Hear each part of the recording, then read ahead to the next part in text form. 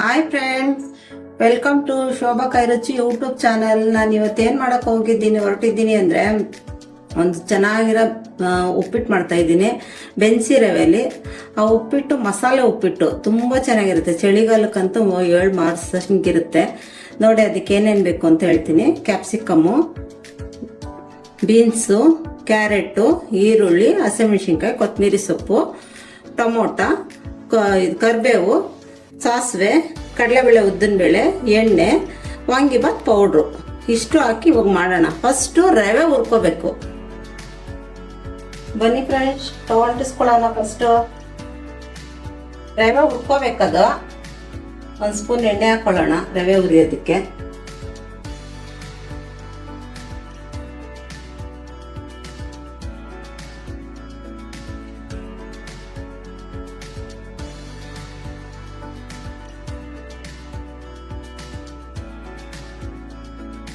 ರವೆ ಸ್ವಲ್ಪ ಚೆನ್ನಾಗಿ ಹುರ್ಕೋಬೇಕಿದ್ದು, ಸ್ವಲ್ಪ ಬ್ರೌನ್ ಕಲರ್ ಬರ್ಬೇಕಿದು, ಅಲ್ಲಿವರೆಗೂ ನೋಡಿ ಫ್ರೆಂಡ್ಸ್. ರವೆ ಚೆನ್ನಾಗಿ ಹುರಿದಾಗಿದೆ.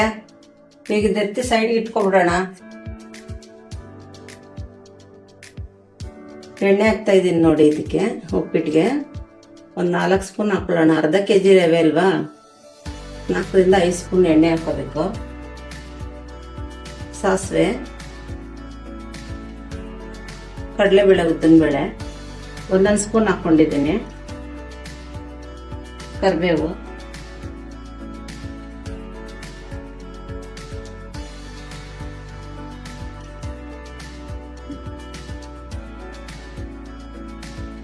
ಈರುಳ್ಳಿ, ಹಸಿಮೆಣಸಿನ್ಕಾಯಿ ಹಾಕ್ಕೊತಿದ್ದೀನಿ. ತರಕಾರಿನ ಹಾಕ್ಕೊಡ್ತೀನಿ ಇದ್ರ ಜೊತೆಲೆ. ಕ್ಯಾಪ್ಸಿಕಮ್ಮು, ಕ್ಯಾರೆಟು,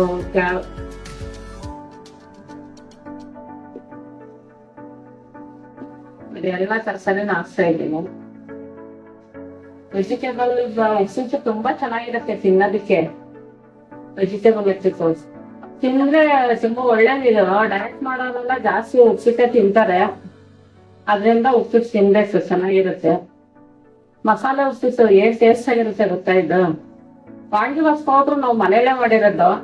ಅದು ವಾಂಗಿಬಾತ್ ಪೌಡ್ರು ಮಾಡಿರೋ ರೆಸಿಪಿ ಒಂದ್ಸತಿ ನಿಮ್ಗೆ ತೋರಿಸ್ತೀನಿ. ವಾಂಗಿಬಾತ್ ಪೌಡ್ರು ನಾವು ಮನೇಲೆ ಮಾಡ್ತೀವಿ. ನಿಮ್ಗೆ ಅದೇನಾದ್ರು ವಿಡಿಯೋ ಬೇಕು ಅಂತಂದ್ರೆ ನೀವು ಕಮೆಂಟ್ ಮಾಡಿ, ಆ ವಿಡಿಯೋ ನಾನು ಹಾಕ್ತೀನಿ. ನೀವು ನೋಡಿ ವಾಂಗಿಬಾತ್ ಪೌಡ್ರ್ ಹೆಂಗ್ ಮಾಡೋದು ಅಂತ ಕಲ್ತ್ಕೋಬೇಕು ನೀವು. ಒಂದು ಅರ್ಧ ಸ್ಪೂನ್ ಅರಿಶಿನ ಪುಡಿ ಹಾಕೋಬೇಕು.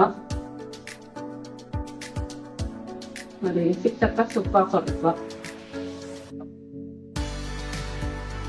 ಉಪ್ಪು ನಿಮ್ಗೆ ಎಷ್ಟು ರುಚಿ ಬೇಕೋ ಅಷ್ಟು ಹಾಕೊಳ್ಳಿ. ಆಮೇಲೆ ಬೇಯ್ಬೇಕಿದು. ನೀರಾಕಿ ಬೇಯಿಸ್ಬಾರ್ದು. ಹಿಂಗೆ ಒಗ್ಗರಣೆಲೆ ಸ್ವಲ್ಪ ಚೆನ್ನಾಗಿ ಬೇಯಬೇಕು, ಅವಾಗ ಬೇಗ ಬೇಯುತ್ತೆ ಇದು. ಈಗ ವಾಂಗಿಬಾತ್ ಪೌಡ್ರ್ ಹಾಕೊಳ್ಳೋಣ. 2 ಸ್ಪೂನ್ ಹಾಕಿದ್ದೀನಿ ವಾಂಗಿಬಾತ್ ಪೌಡ್ರು. ಸ್ವಲ್ಪ ಫ್ರೈ ಮಾಡ್ಕೋಬೇಕು ವಾಂಗಿಬಾತ್ ಪೌಡ್ರ್ ಹಾಕಿದ್ಮೇಲೆ. ಮತ್ತೆ ಈಗ ನೀರು ಹಾಕೊಂತೀನಿ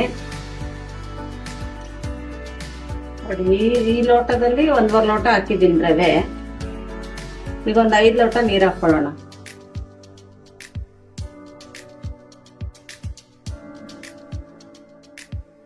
ಮೂರು ಲೋಟ ಹಾಕಿದ್ದೀನಿ. 4, 5 ಲೋಟ ಹಾಕಿದ್ದೀನಿ. ಈಗ ಇದು ಸ್ವಲ್ಪ ಚೆನ್ನಾಗಿ ಕುದಿಬೇಕಿದು. ಸ್ವಲ್ಪ ಬೇಯೋವರೆಗೂ ಅದಷ್ಟು.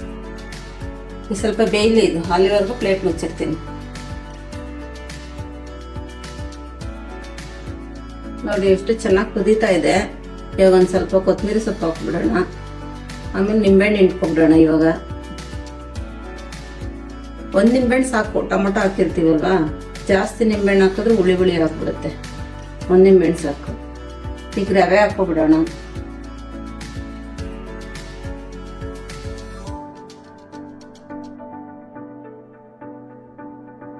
ಸ್ವಲ್ಪನೇ ಹಾಕೋಬೇಕು, ಗಂಟಕ್ಕಿಂತ ಆಗುತ್ತೆ.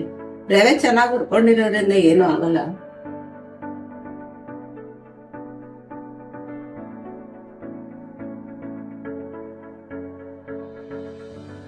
ನೋಡಿ, ಇದು ಕಮ್ಮಿ ಉರಿಲಿ ಬೇಯಿಸ್ಕೋಬೇಕು. ಜಾಸ್ತಿ ಉರಿ ಕೊಡಬಾರ್ದು. ಕಮ್ಮಿ ಉರಿಲಿ ಒಂದು 5-10 ನಿಮಿಷ ಬೇಯಿಸ್ಕೊಂಡ್ರೆ ಸಾಕು. ಇವಾಗ ಮುಚ್ಚೋಣ ಇದು.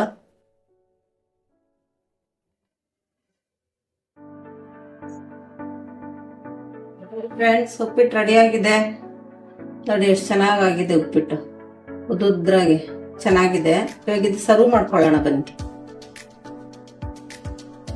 ನೋಡಿ ಫ್ರೆಂಡ್ಸ್, ಮಸಾಲೆ ಉಪ್ಪಿಟ್ಟು ರೆಡಿ ಆಗಿದೆ ನೋಡಿ. ನಿಮ್ಮನೇಲೂ ಮಾಡ್ಕೊಂಡು ನಮಗೆ ಕಮೆಂಟ್ ಬಾಕ್ಸಲ್ಲಿ ಹೆಂಗಿದೆ ಟೇಸ್ಟು ಅಂತ ನಮ್ಗೆ ಹೇಳಿ. ಈ ವಿಡಿಯೋ ನಿಮ್ಗೆ ಇಷ್ಟ ಆಗಿದ್ರೆ ಲೈಕ್ ಮಾಡಿ, ಶೇರ್ ಮಾಡಿ, ಕಮೆಂಟ್ ಮಾಡಿ. Thank you for watching.